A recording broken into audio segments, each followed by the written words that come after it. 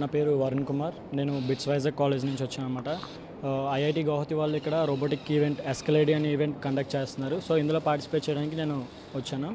So 4 days work చేసి దీన్ని ready చేసాం అనమాట. ఇది మెయిన్ థీమ్ ఏంటంటే ఒక కర్ర లాంటి దాన్ని దేన్నైనా ఎక్కి దానిపైన ఉన్న బాల్ని పికప్ చేసుకొని మనకు కావాల్సిన దగ్గర పడేయాలన్నమాట. సో ఇది మెయిన్ థీమ్ దీనిలో పార్టిసిపేట్ చేయడానికి వచ్చాం. ఒకవేళ ఇక్కడ 6 teamsని సెలెక్ట్ చేస్తారు. సో ఈ 6 teamsని ఐఐటి గౌహతికి తీసుకెళ్తారనమాట. అక్కడ కూడా విన్ అయితే నేషనల్ వైడ్ రోబోటిక్స్ ఈవెంట్లో మెరిట్ వస్తుంది అనమాట. సో ఇది చాలా మంచి విషయం. దీనికి స్టూడెంట్స్ ప్రస్తుతం మన ఇంజనీరింగ్ గ్రాడ్యుయేట్స్లో సైంటిఫిక్ టెంపర్మెంట్ పెంపొందించడానికి తీసుకున్న ఒక ప్రయత్నమే టెక్నీష్లో భాగంగా ఎస్కలేడ్ అనే robotic competition all over India మేము ఆర్గనైజ్ చేస్తున్నాం. అరౌండ్ 10 cities ఇప్పుడు జరుగుతుంది. And Vizag one of the city.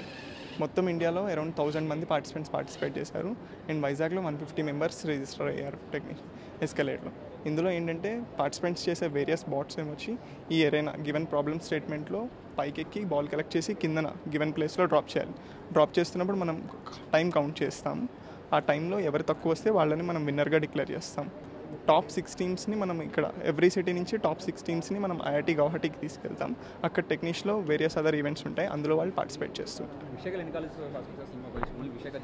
Only వైజాగ్లో మనకి అరౌండ్ 7 colleges నుంచి పార్టిసిపెంట్స్ వచ్చారు సార్. మేజర్ పార్టిసిపెంట్స్ వచ్చేసి మనకి ఎన్ఐటి రాయ్పూర్, రాజమండ్రి, శ్రీకాకుళం, విజయనగరం నుంచి వస్తున్నారు. వాళ్ళు ఇంకా వస్తున్నారు అనమాట.